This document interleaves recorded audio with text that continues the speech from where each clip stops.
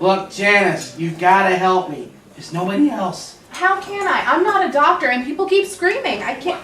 Look, you've got to help me. There really is nobody else that can do this. Nobody knows this town of Brokenoggin like you do. And the council sit there and ordered some mandatory boob check for Halloween. Joe, all those teats, udders, hooters, and that's just on the tourists, okay? And like, I gotta sit there and check out all the dragons, and then the cows, and then like all these other darn creatures, and they're just livestock. We're talking massive mammary manipulation here, and I'm just one, mostly human, man. Help me out. Do you remember this? Do you remember what this says? How they tied me to it? Now entering Brokenoggin Falls National Forest Reserve area. For your own safety, please observe the following. Number 1, remain in your locked vehicle at all times. Blah, blah, blah. Oh, and then down here. Number 4, do not, repeat, do not pick up strangers within or near the reserve. They are always strange and never harmless. Number 5, encouraging the residents is strictly forbidden. And if you think me checking boobies while investigating crimes won't be considered encouraging the residents, you can check my boobies, Janice. Don't be a boob, Poppy. Oh goodness, I forgot all about all the real boobs and boob hatches. Number 6, in case of emergency, scream. Someone will be right along to investigate the commotion or remove the remains as necessary. See right there, that's the clause, that screaming bit, that'll cause all the problems with me helping you check the boobies. Look, just cop a feel or two. I'm not saying it has to be anything big. Just give it a good smush a little bit. Help me out.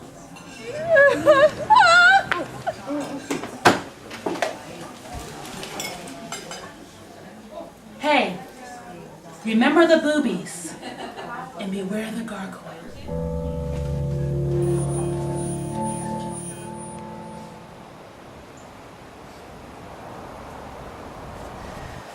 Where did you say your husband was when his penis was stolen? At the Bewildered Geek Cafe and Pub on Main and Periwinkle, where that demon wyvern hangs out. Okay, Bewilder Geek Cafe. And you're sure Mr. Buzdug's,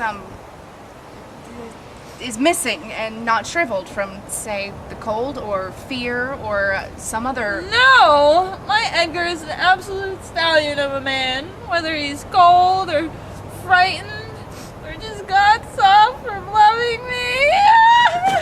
Oh, get a hold of yourself, Mrs. Buzdug. We can't help your Edgar if you keep jostling my hand and screaming me places, and I can't finish my report. Report? Your report? That's all you police types care about, isn't it? Doesn't matter what's happened. It could be a stolen penis, or forest trolls turned into garden gnomes, or an accidental falling to pieces spell cast by a junior witch. All you care about is your paperwork. If you don't have your paperwork, nothing will be done. Ugh, I told Edgar. I told him, not Brokenoggin Falls. We'd be better off at Disneyland where the make-believe doesn't follow you home. But no, he wanted to come here. The most magical place south of the North Pole, he said. And we've already mailed our Christmas cards just south down the road and from the post office at Christmas. He said it'll be romantic. It'll be adventurous. None of the neighbors have been. Well, none of the neighbors have had their penises stolen either, I could tell you. Oh, this isn't magic. Magic is supposed to be delightful. It's supposed to be good. This is horrible. This is the worst thing that happened ever. What am I going to tell the children? But I didn't have a chance to find out what Mrs. Buzdug might tell her children, because at that moment, someone else screamed and I was whisked across town by the instant scream summons plan to meet with the next missing penis complainant. I can't believe something like this can happen here. Can you? For better than a week it went like that. Write up a complaint about one missing penis and I'm screamed off to the next. By the end of 10 sleepless nights, I had 150 missing penis grievances on file and no leads, mostly because there's so little time between responses to investigate the ones already on the books. There are just days when a one weird monster sheriff's department isn't big enough, even for a town of 567. By noon on the 11th day, I was all in and ready for my inner beast to wake up and cut loose on the very next person who spoke in anything louder than a whisper, let alone screamed, especially if they screamed.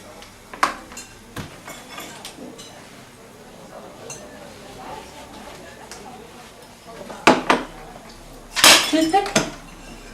Thank you. Chew on. Emma Mincemeat swears they were better than breath mints. I need no stinking breath mints to hunt for penises. I can see that. I'll bring you a straw for your coffee and try to find that lead shield for the last time you got 2 scream-ups in a row. Maybe that'll help.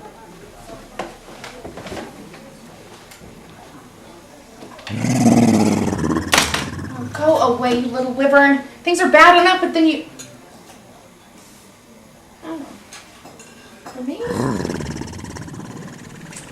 Thank you, Bertram. That's very sweet. Wait, you want me to open it here? I don't know, Bertram. You gargoyles have different ideas about gifts than we werewolves do. Some people have cats that bring them dead gophers. The last time you gave me something in a bucket, it was a grub milkshake. All right. Let's see what we have here.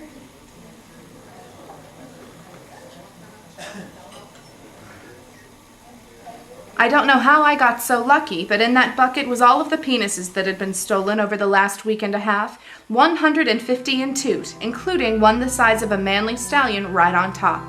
And now I have to return them all and try to figure out how to paste them back on.